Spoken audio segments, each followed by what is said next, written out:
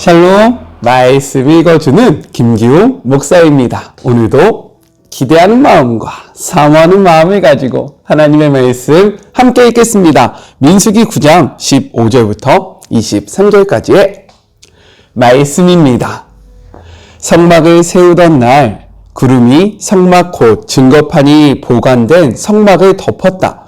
해가 질 무렵부터 새벽녘까지 구름이 성막을 덮고 있었다. 그 구름은 불처럼 보였다.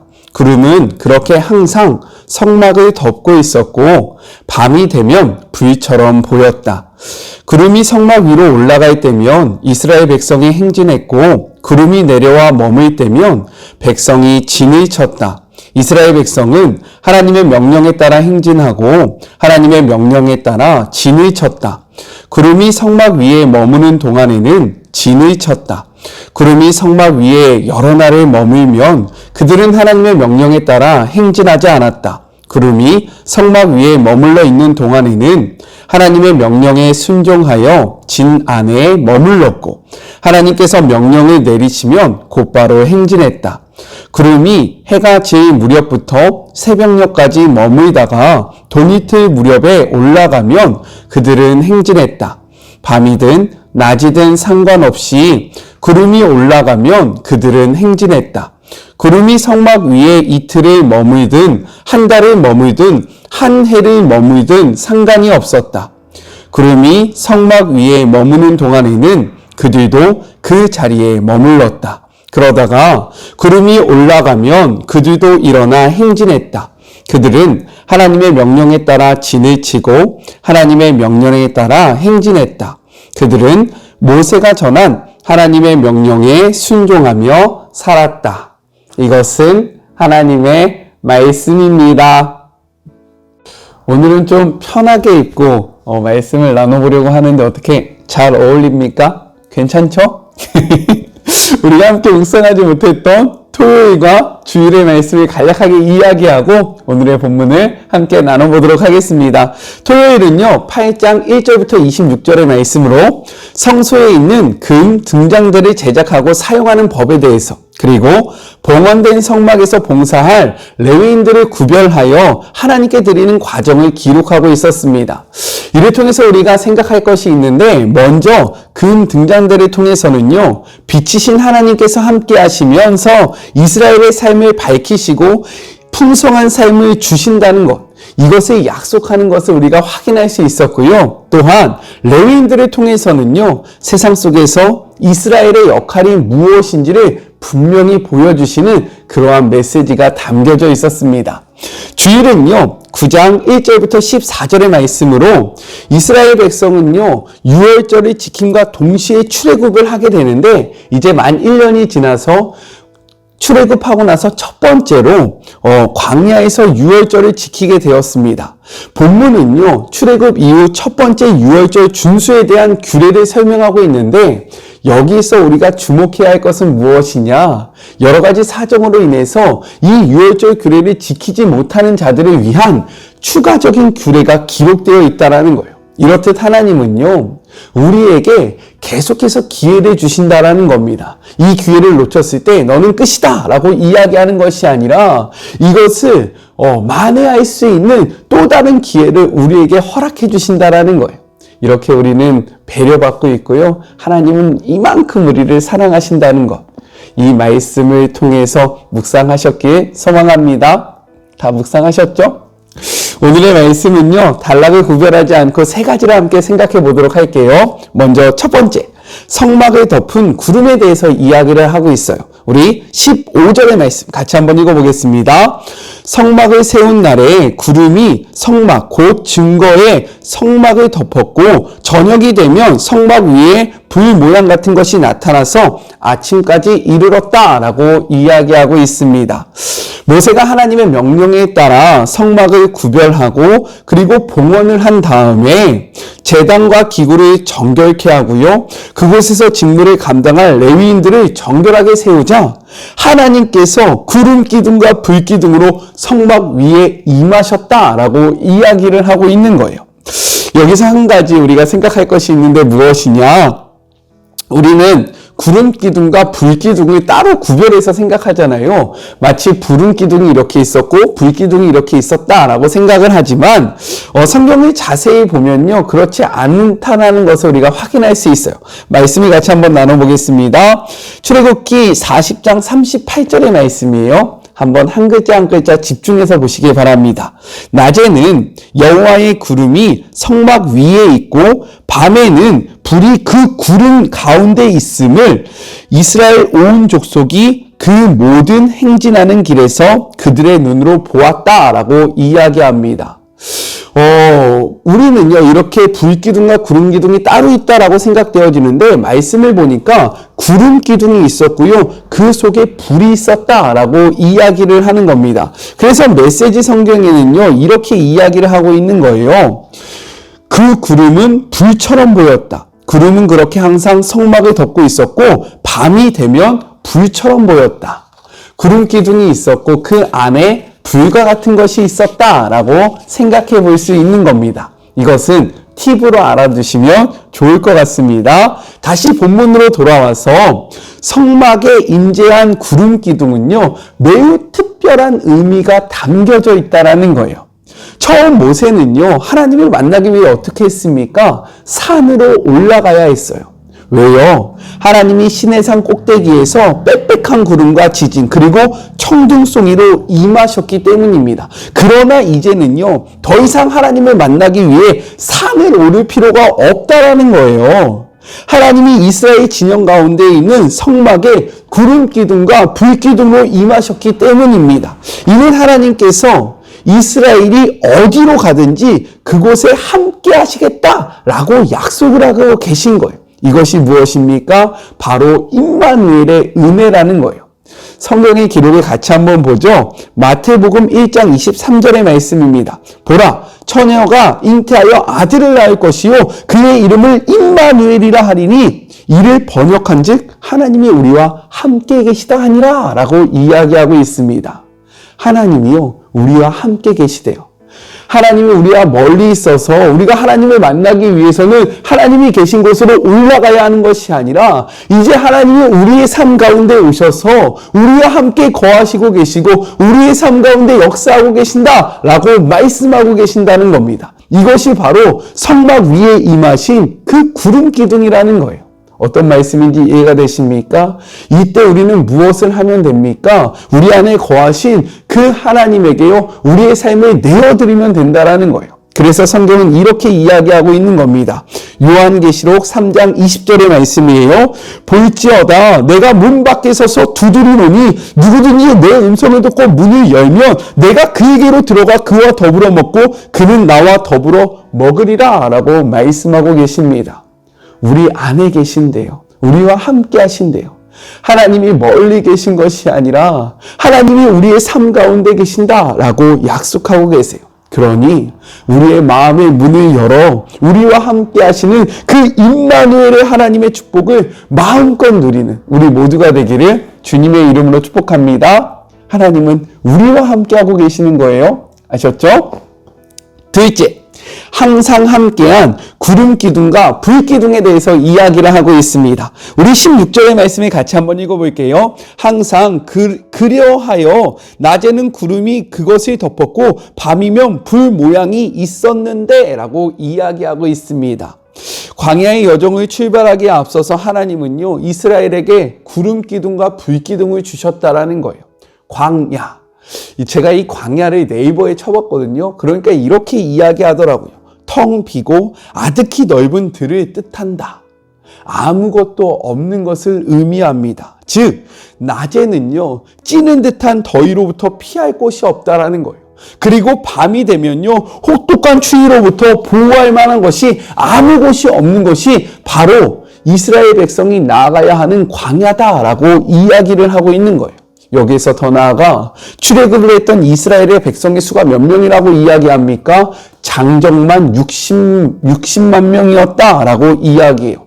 어린아이와 그리고 여자, 그들이 소유했던 그러한 가축까지 하면요, 사람만 200만 명이 넘고 수많은 가축의 무리가 있는 엄청난 큰 무리였다라는 것을 우리가 확인할 수 있는 겁니다. 이러한 무리가요, 낮에 피할 만한 그늘이 없고요. 그리고 밤에 피할 만한 그러한 장소가 없다. 이것이 바로 광야다라고 이야기하고 있는 겁니다. 그때에 전능하신 하나님이요, 낮에는 구름 기둥과 밤에는 불 기둥을 그들에게 허락해 주셨다라는 거예요. 이것은 우리에게 무엇을 보여주느냐? 이스라엘의 진정한 피난처는 바로 전능하신 하나님 한 분밖에 없다라는 것을 우리에게 말씀하고 계신다라는 겁니다. 무엇보다도 이러한 은혜가 정말로 감사한 것은 무엇이냐? 한시적인 것이 아니라 언제나 항상 함께 있던 은혜라는 사실이에요. 그래서 성경은 무엇이라고 이야기합니까? 항상 그러하여. 이것이요, 우리가 하나님의 말씀을 잘 들을 때는 짠 나타나고, 우리가 하나님의 말씀을 듣지 않으면 사라지는 것이 아니라, 우리가 어떠한 삶을 살아가든 상관없이 우리가 그 약속의 땅 가나안까지 들어가기까지는요, 하나님의 신실하심에 의지하여 낮에는 구름 기둥이 우리의 삶을 보호하고 밤에는 불 기둥이 우리의 삶을 지켰다라고 성경은 이야기하고 있다라는 겁니다. 언제나 항상 우리를 지키는 것이 바로 하나님의 은혜이고 축복이다라고 이야기하고 있는 거예요. 우리의 삶도 동일하다라는 거죠. 신앙의 여정은요, 마치 광야의 여정과 같습니다. 낮에는 뜨거운 태양이, 밤에는 혹독한 추위와 같은 것이 우리를 기다리고 있다라는 거예요. 바로 이러할 때 하나님은요, 항상 우리를 지키시겠다라고 약속하고 계신 거예요. 성경은요, 이렇게 이야기합니다. 시편 121편 5절의 말씀이에요. 여호와는 너를 지키시는 이시라. 여호와께서 내 오른쪽에서 내 그늘이 되시나니. 6절, 낮의 해가 너를 상하게 하지 아니하며 밤의 달도 너를 해치지 아니하는도다. 7절, 여호와께서 너를 지켜 모든 환난을 면하게 하시며 또 내 영혼을 지키시리로다. 마지막 8절입니다. 여호와께서 너의 출입을 지금부터 영원히 지키시리로다 라고 말씀하고 계세요. 언제나 동일하게 구름 기둥과 불 기둥으로 우리를 지키시는 하나님을 경험하는 하루하루가 되기를 주님의 이름으로 축복합니다. 하나님이 우리를 꽉 붙잡고 계신 거예요. 이 신실하신 하나님을 우리 만나봅시다. 아셨죠? 마지막 셋째, 여호와의 명령을 따라 라고 이야기하고 있습니다. 우리 17절의 말씀 같이 한번 볼까요? 구름이 성막에서 떠오를 때에는 이스라엘 자손이 곧 행진하였고 구름이 머무는 곳에 이스라엘 자손이 진을 쳤으니. 18절, 이스라엘 자손이 여호와의 명령을 따라 행진하였고 여호와의 명령을 따라 진을 쳤으며 구름이 성막 위에 머무는 동안에는 그들이 진영에 머물렀고 라고 이야기하고 있습니다. 이스라엘 백성들은요, 하나님께서 구름을 통해 보여주신 거룩한 행진 지침에 따라 장막치기와 행진하기를 결정했다라는 거예요. 구름은요, 이스라엘의 이동 경로를 말해주는 일정표가 아니었습니다. 또한 머물거나 쉴 곳을 미리 알려주지도 않았다라는 거예요. 그저 멈추고 쉬고 일어나 걸어가는 것만 소리 없이 보여줬던 것이 바로 구름입니다. 하나님께서는요, 이 계시의 수단이었던 구름을 통해서 이스라엘 백성의 보폭과 걸음새, 걷는 속도와 방향까지 모두 정해주셨다라는 거예요. 그때 이스라엘 백성은 스스로 얼마를 더 머물지, 얼마를 더 나아갈지 결정할 수 없었다라는 겁니다. 22절은요, 이렇게 이야기해요. 이틀이든지, 한 달이든지, 1년이든지, 구름이 성막 위에 머물러 있는 동안에는 이스라엘 자손이 진영에 머물고 행진하지 아니하다가 떠오르면 행진하였다라고 이야기해요. 이틀이든, 한 달이든, 1년이든, 그 기간을 알지 모르지만 하나님의 그 구름이 뜨면요, 이동하는 겁니다. 하지만 그 구름이 멈추면요, 그곳에 머물러 있는 거예요. 그 기간을 스스로 정할 수 없었다라는 겁니다. 그런데 이스라엘 백성은 지금 어디를 향하여 나가고 있습니까? 하나님이 약속하셨던 그 약속의 땅 가나안을 향하여 걸어가고 있다라는 거예요. 그런데 이 기간이 이틀, 한 달, 1년 이렇게 머물면요, 그들에게 정말로 얼마나 불안하겠습니까? 초조하겠습니까? 급하겠습니까? 빨리 들어가고 싶지 않았겠어요? 하지만 그들의 마음대로 할 수 없었다라는 거예요. 하나님의 명령에 따라 그들은 움직일 수밖에 없었다라고 성경은 이야기하고 있습니다. 오늘날도 하나님과 동행하는 삶의 본질은요, 크게 다르지 않다라는 거예요.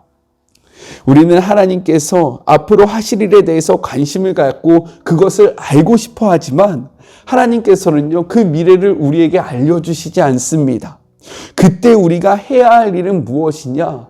조급해하거나 불안해하는 것이 아니라 오늘 우리와 함께 하시는 하나님을 바라보며 그분을 신뢰하며 그분의 말씀을 붙잡고 묵묵히 하나님이 허락하신 삶의 자리에서 열심히 최선을 다해서 살아가는 모습이 필요하다라는 겁니다. 가나안의 여정에서 중요한 것은요, 멀리 가기, 빨리 가기가 아니었어요. 하나님과 함께 가기가 제일 중요하였습니다. 우리의 삶도 마찬가지예요. 우리는 빨리 나아가고 싶어 하고요, 정말로 서둘러 무엇인가를 이루고 싶어 합니다. 하지만 하나님은요, 우리가 하나님과 동행하기를 원하신다라는 거예요. 때로는 이 시간이 너무 촉박하게 느껴질 때가 있어요. 조급하게 느껴질 때가 있습니다. 하지만 우리는 그때 기억해야 해요. 하나님은 우리보다 완전하시다. 하나님은 우리보다 완벽하시다. 하나님은 그 완전하심으로 우리의 삶을 인도하신다. 이 사실을 신뢰하며 하나님의 말씀에 따라 하루하루 오늘 나에게 주신 그 말씀을 붙잡고 힘있게 살아가는 주의 모든 자녀들이 되었으면 좋겠습니다. 하루 힘있게 살아가다 보면 어느새 하나님이 우리에게 약속하신 그 가나안 땅에 도착할 수 있는 거예요. 그러니 조급해하지 맙시다. 불안해하지 마요. 하나님을 신뢰하며 오늘을 열심히 살아가는 주의 모든 자녀들이 되었으면 좋겠습니다. 우리 같이 기도할까요? 하나님 감사합니다. 하나님의 그 임재의 구름이 여호와의 성막에 가득히 임하였습니다. 예전에 우리가 하나님을 만나기 위해서 어디로 나아가야 했는데 이제는 하나님께서 우리의 삶에 찾아오셔서 우리가 우리의 마음의 문만 열면 언제든지 하나님을 만날 수 있다라고 성경은 이야기하고 있습니다. 주님, 닫혀있는 우리의 마음이 열려서 우리의 삶 속에 찾아오신 그 하나님을 만나는 축복이 우리 삶 속에서 이루어지게 하여 주시옵소서. 정말로 광야 같은 여정을 걸어갈 때에 하나님은 구름 기둥과 불 기둥으로 우리의 삶을 영원히 지키시겠다라고 약속하고 계십니다. 이 임마누엘의 축복과 보호하심의 그 축복을 누리는 우리 모두가 되게 하여 주시옵시고 하나님의 명령을 쫓아 나아갈 때에 불안해하거나 조급해하지 아니할 수 있도록 도와여 주시옵소서. 하루하루 주신 말씀을 쫓아 살아갈 때에 하나님이 약속하신 그 가나안 땅에 들어갈 수 있다는 사실을 기억하며 오늘 우리에게 주어진 삶을 힘있게 살아가고 오늘 우리에게 주어진 그 말씀으로 하나님의 뜻을 바르게 분별하는 주의 모든 자녀들이 되게 하여 주시옵소서. 함께 하실 주님을 기대하며 거룩하신 예수님의 이름으로 간절히 기도드립니다. 아멘. 우리 삶의 여정 속에서 불안해하거나 초조해하지 맙시다. 그 대신 매일매일 말씀을 붙잡으면서요, 오늘 나에게 이야기하시는 그 하나님의 음성을 듣는 우리 모두가 되었으면 좋겠어요. 저는요, 또 내일 만나도록 할게요. 사랑하고 주님의 이름으로 축복하면서 오늘 하루도 힘내세요. 우리 내일 만나요. 안녕. 오늘도 수고하셨습니다.